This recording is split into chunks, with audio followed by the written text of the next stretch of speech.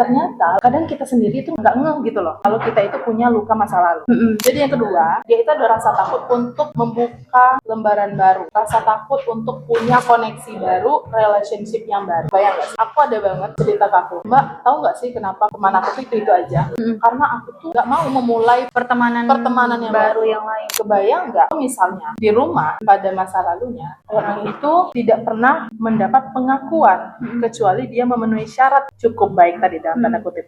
Misal, pernah ketemu nggak sih orang dapat juara 2, boro-boro dia dikasih selamat, yang ada adalah makian. Kok bisa kamu kalah sama si dia? Iya benar. Kan kamu sama-sama makan nasi. Kemudian bagaimana kita stand for ourselves, kayak kita harus memperjuangkan setiap pilihan hidup kita tanpa takut nggak diterima. Kalau kita sendiri belum menerima diri kita, gimana orang lain mau terima diri kita?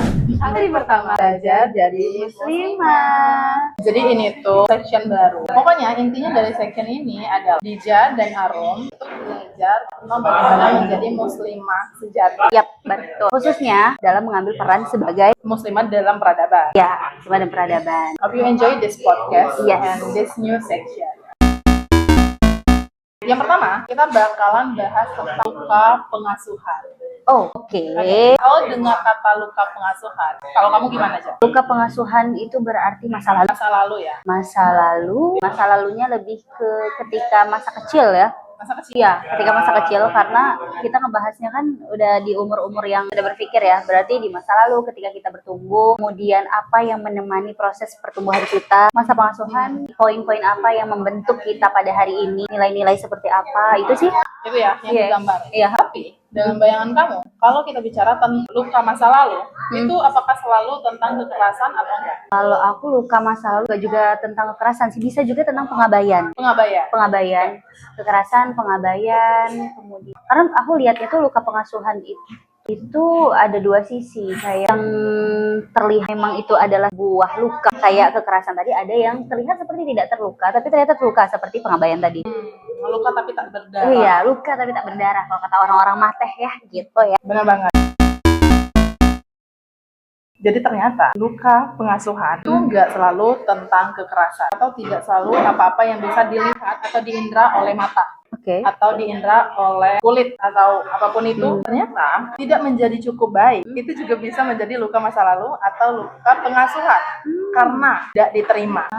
Kebayang nggak sih? Jadi ada fase di mana kita mungkin di masa lalu itu nggak ngeh bahwa kita ternyata kita punya masa lalu yang itu bisa menjadi luka yang akan kita bawa sampai ke dewasa bahkan ketika menjadi ibu ya. Dan ketika akan kita wariskan ke anak-anak kita. Itu kenapa bisa terjadi? Salah satunya adalah ternyata saat masa kecil kita untuk diakui itu harus bersyarat dengan tanda kutip cukup baik bagi siapapun itu yang mengasuh kita. Kalau misalnya orang tuanya lengkap orang tuanya atau siapapun itu.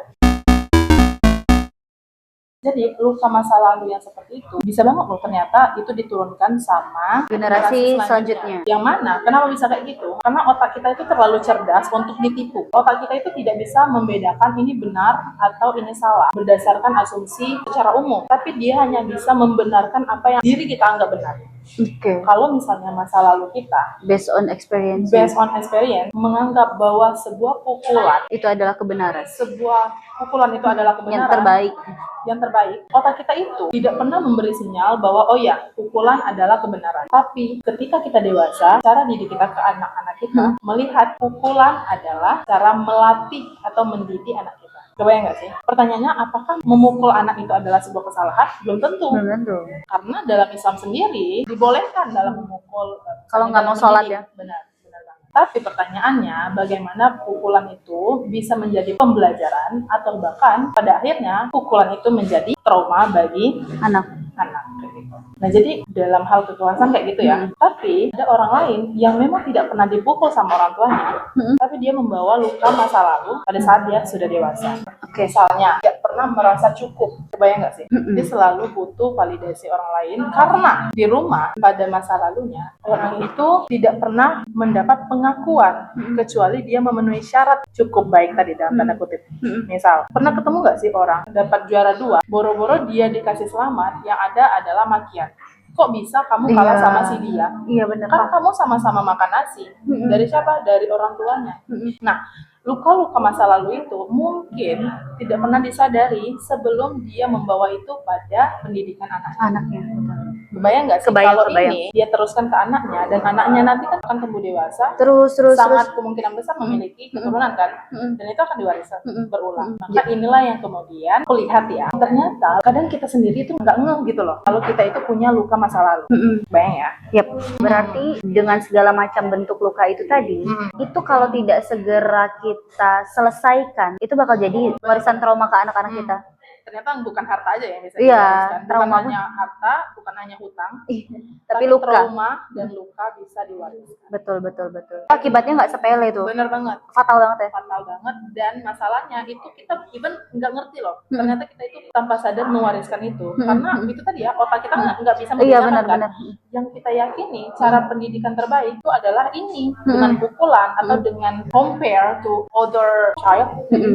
Nah jadi kebayang nggak sih kenapa di luar sana banyak banget orang tua yang membanding-bandingkan, kok bisa sih dia juara 1 kamu enggak, atau lihat tuh badannya bagus kok kamu enggak, gitu kan. Alih-alih menerima anaknya dan memotivasi anaknya untuk menjadi lebih baik atau upgrade diri, malah memilih untuk mengeluarkan kata-kata dengan kata-kata. Mulai tergambar nggak sih?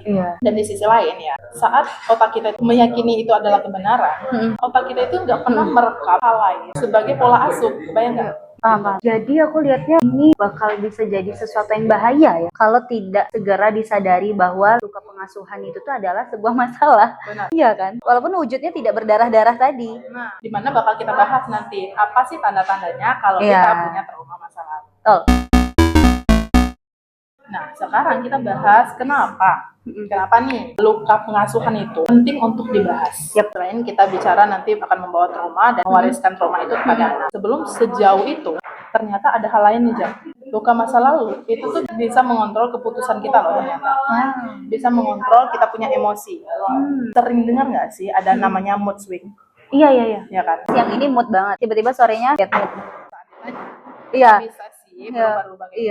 Nggak tahu. Dan itu merusak suasana sih kalau aku bilang. Berarti itu menunjukkan belum adanya kecerdasan emosional karena dia belum pandai mengelola emosi dia gitu. Dengan bahasa simpelnya sekarang itu belum dewasa. Iya, belum dewasa. Padahal belum tentu dia belum dewasa, dia hanya memiliki luka masa lalu. Gitu. Yang selanjutnya ya, dia itu selalu memproyeksikan rasa sakit masa lalu sama hubungan saat ini, entah itu friendship atau family. Misalnya, iya kamu bisa ngomong kayak gitu karena kamu nggak merasakan kayak aku dulu. Masalahnya kamu juga nggak tahu kan aku gimana gitu. Kita sama-sama nggak punya experience yang sama. Jadi stop judge other people. Jadi yang kedua, dia itu ada rasa takut untuk membuka lembaran baru, rasa takut untuk punya koneksi baru, relationship yang baru. Bayang nggak sih? Aku ada banget cerita ke aku, Mbak, tahu nggak sih kenapa teman aku tuh itu aja? Karena aku tuh nggak mau memulai pertemanan yang baru yang lain. Kebayang nggak? Misalnya orang yang hanya menggantungkan pada satu connection, relasi. Kalau satu saat connection itu nggak ada lagi, kebayang nggak? Putus, hilang. Udah. Dan membuat orang itu makin memvalidasi rasa sakitnya untuk membuka lembaran baru. Padahal nggak semua orang seperti itu. Gimana? Seru kan pembahasannya? Kalau kamu pengen belajar lebih jauh tentang topik kali ini, kita udah sediain e-book yang terbaik baik Kak Ikma Hanifah yang bisa teman-teman akses di link yang ada di bawah ini. Mari menerima masa lalu dan bertumbuh bersama. Kita lanjut ya. Yang terakhir, ternyata kenapa harus kita itu membahas tentang luka pengasuhan masa lalu? Karena kalau ini nggak dibahas, itu tuh bisa membuat kita menyakiti diri kita sendiri tanpa kita sadari. Tanpa sadar itu akan menyakiti diri kita sendiri ya? Merusak kebahagiaan kita. Bentuk dari menyakiti diri sendiri itu lagi-lagi nggak bentuknya fisik. Simple kita nggak bisa mengungkapkan emosi kita sendiri nggak sih? Misal keluarga kita mutusin sesuatu, mau pergi jalan-jalan gitu.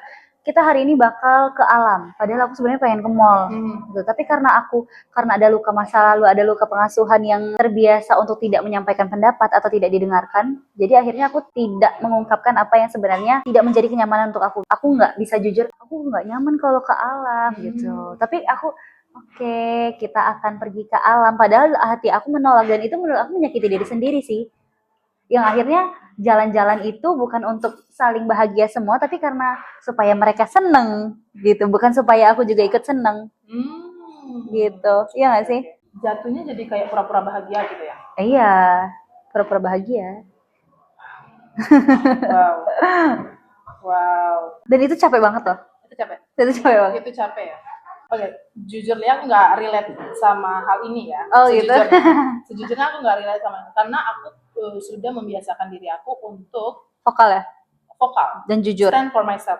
Nah, kenapa aku bilang aku nggak relate sama hal itu? Karena kalau memang kita itu pengen bahagia berdasarkan definisi bahagia kita ya, karena setiap orang kan punya kebahagiaan masing-masing. Iya, gitu kan? betul. Nah, artinya kalau misalnya aku nggak stand for my happiness, kebahagiaannya nggak bakal aku dapat, guys. Yang ada hanyalah membuat orang lain itu bahagia, Mengikuti standar orang yang itu standar orang. nggak bakal ada habisnya. Dan jangan pernah membuat orang lain memutuskan hidup kita. Gitu. Deep. So deeply for Jangan me. membuat orang lain memutuskan hidup kita. Nah, ternyata aja. Aku merasa jadi lagi konseling gitu nggak sih? Iya, padahal kan kita ini Lagi belajar. Lagi belajar. Nah, ternyata aku baru mendapatin dan ngeh banget nih. Ternyata untuk sembuh ya. Ya. Sembuh itu tidak akan kita dapatkan sebelum kita menerima Luka itu ya. luka itu. Gini ya, misalnya kena pisau. Kayak mana kita mau menyembuhkan luka pisau ini kalau kita sendiri tidak menerima bahwa jari kita ini sedang terluka. Iya. Even untuk tahu di mana lukanya aja kita nggak tahu ya kan. Iya. Nah, jadi untuk menyembuhkan luka masa lalu, ternyata kita harus menerima masa lalu itu sendiri. Iya. Ingat bahwa menyembuhkan luka masa lalu itu tidak mengubah masa lalu, tapi mengubah pilihan kita atas hari kita saat ini. Oke. Kebayang nggak sih? Kebayang. Jadinya itu ingat kayak gini ya, Islam itu adalah respons kita terhadap apa yang terjadi ke diri kita. Bahwa Islam itu solusi setiap perkara kan ya. Aku nggak tahu sih ini sebenarnya nyambung atau enggak, tapi aku memandang bahwa ketika kita menjadikan penyembuhan atas diri kita itu diawali dengan penerimaan, maka setelah kita menerima, oh ternyata aku dulu pernah tidak diterima dan aku tidak mau nanti kedepannya anakku juga diperlakukan seperti itu, maka akan mengubah pilihan-pilihan hidupku hari ini. Dengan cara apa?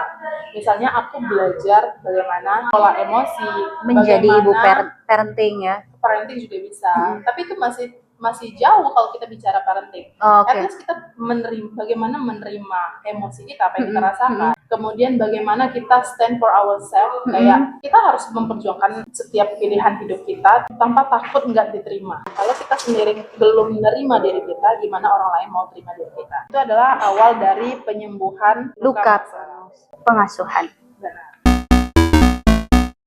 Setelah kita sudah menerima luka masa lalu itu, barulah kita bisa beralih ke fase penyembuhan. Kemudian tumbuh. Nah, kalau dari POV kamu gimana, Cak? Jadi kalau dari yang aku lihat ya tentang definisi luka pengasuhan, ternyata bentuk luka pengasuhan itu tidak hanya sesuatu yang terlihat atau physically, tapi ternyata bisa sebuah pengabaian, sebuah kondisi di mana kita dibuat seperti tidak pernah merasa cukup dengan standar-standar yang ada di dalam keluarga kita, misal, atau standar-standar yang ada di dalam lingkungan kita, society. Dan semua jenis luka itu kalau tidak segera disadari, tidak segera untuk ditangani, itu akan menjadi warisan trauma untuk generasi selanjutnya atau untuk anak-anak kita lah. Dan itu dampaknya akan sangat fatal, bahaya gitu. Karena membentuk generasi itu bukan cuma sekedar bisa menyekolahkan atau kasih makan gitu, tapi pendidikan karakter itu. Which is itu yang terjadi saat ini. Iya, betul. Karena jangan pernah punya anak kalau lo belum punya biaya anak. Betul belum banget. Punya biaya sekolah anak. Setuju banget.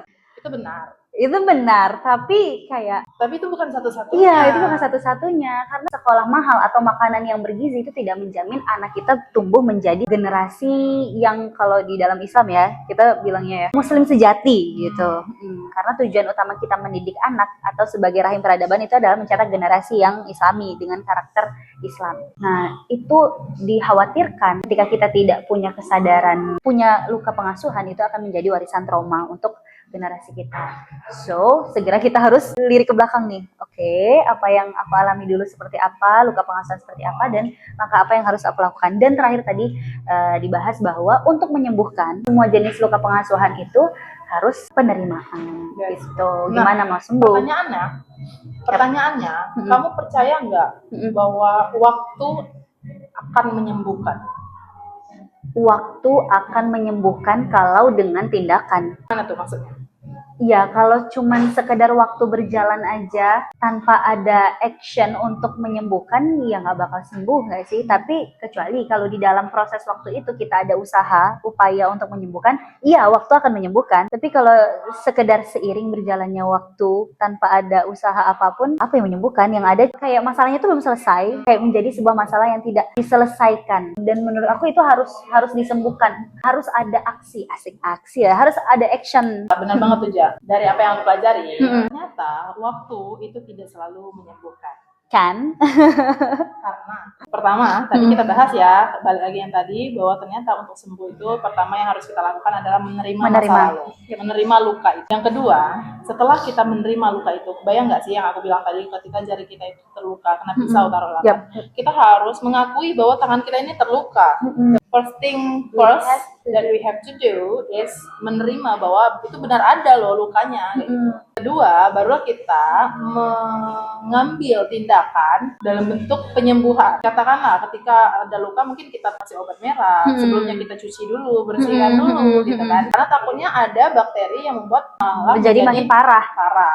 Setelah itu baru dikasih obat. Gitu. Harapannya nanti akan sembuh. Begitu pula dengan luka masa lalu. Kita harus terima dulu. Setelah itu kita bersihin dulu nih. Kita pilih mana nih kira-kira. Oh ternyata ini nggak boleh dan ini nggak boleh. Caranya gimana? Oh ternyata kita memang mau nggak mau harus belajar ya. Kita tuh nggak bisa mendefinisikan satu kebenaran berdasarkan apa yang kita pikirkan, berdasarkan pengalaman kita juga nggak bisa. Tapi kita harus tahu mana kebenaran yang hakiki.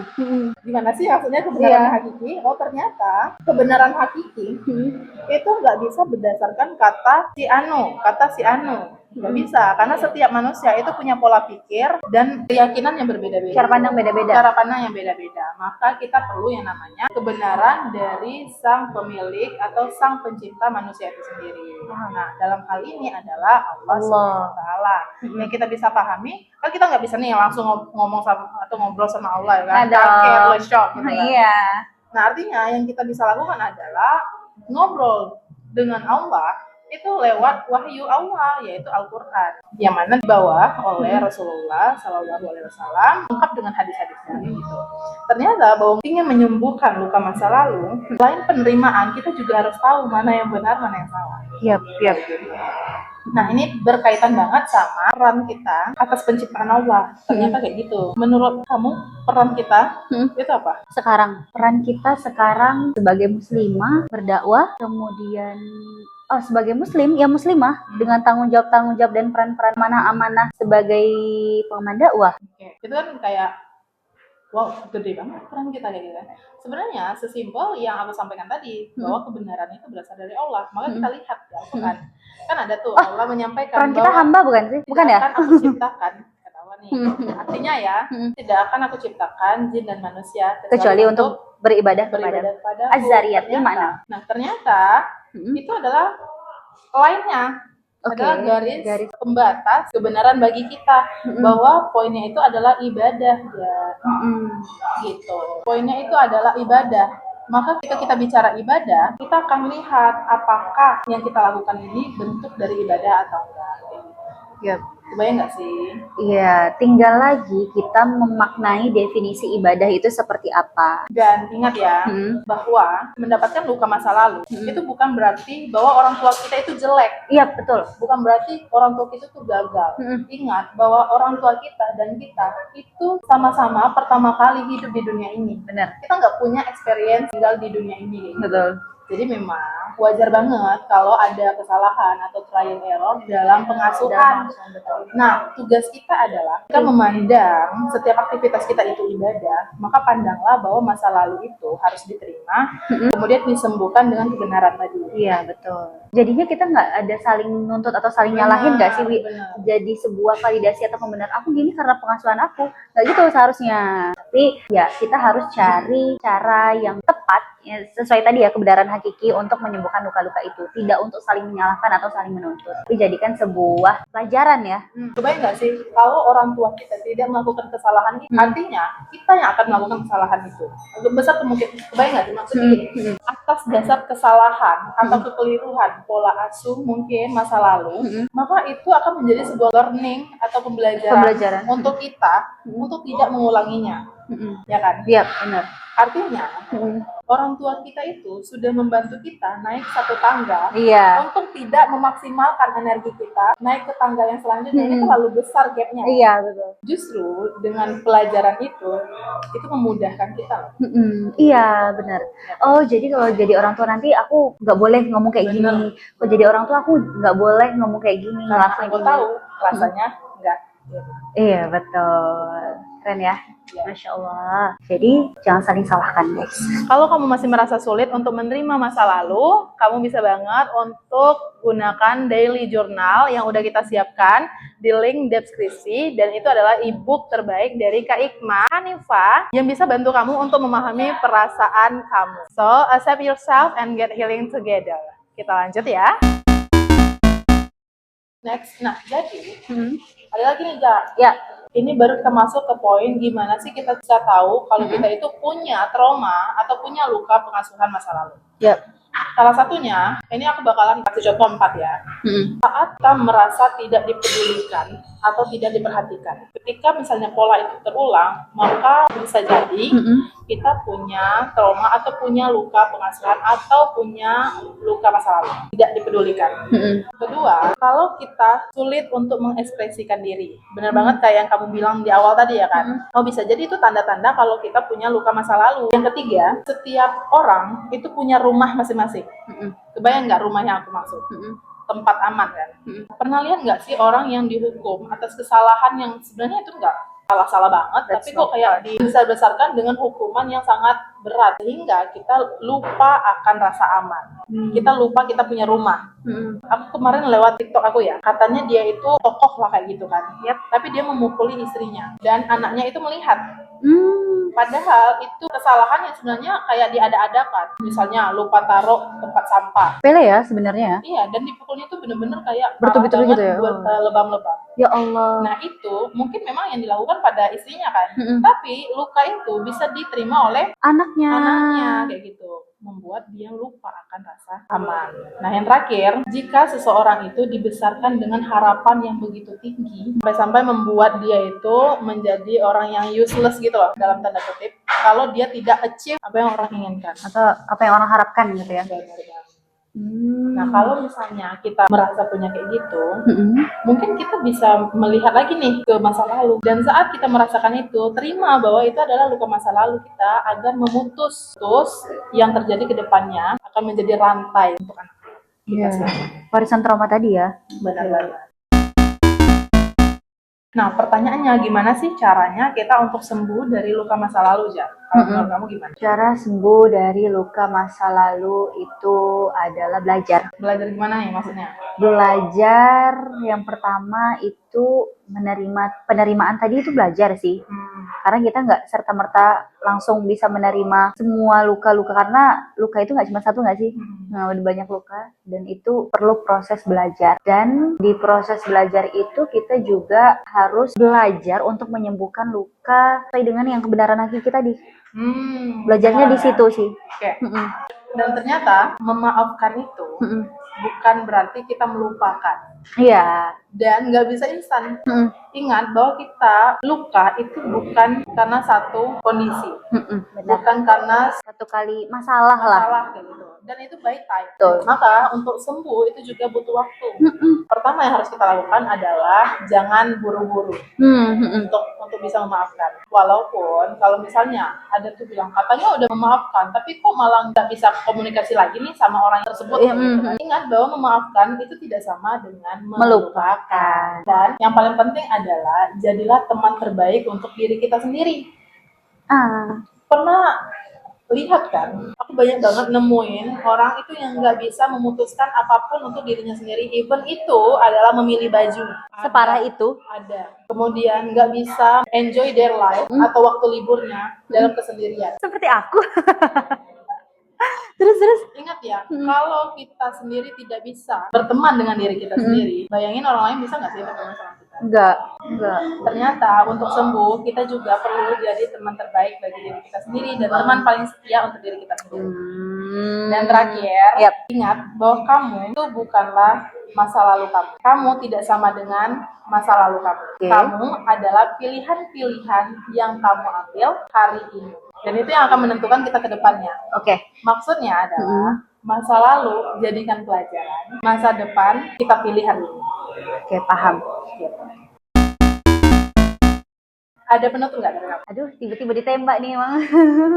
Oke, kalau dari aku untuk siapapun kita di luar sana yang punya luka pengasuhan yang sampai hari ini ternyata belum kita sadari, nggak usah jauh-jauh belum kita sembuhkan. Yang belum kita sadari, mulai pelan-pelan kita lihat, kilas balik lagi apa yang sudah kita alami, apa yang sudah menjadi trauma untuk kita, dan barangkali di sini juga sudah ada yang menjadi ibu gitu ya. Nggak apa-apa, tidak ada waktu yang terlambat untuk menyembuhkan luka masa lalu, dan segera sadari dari mana luka itu mulai ada, kemudian segera diterima, segera sembuhkan. Dan prosesnya itu adalah pelan-pelan. Kita nggak bisa langsung sembuh dalam 1 hari, 1 menit, dalam 1 waktu, dan itu adalah proses pembelajaran seumur hidup.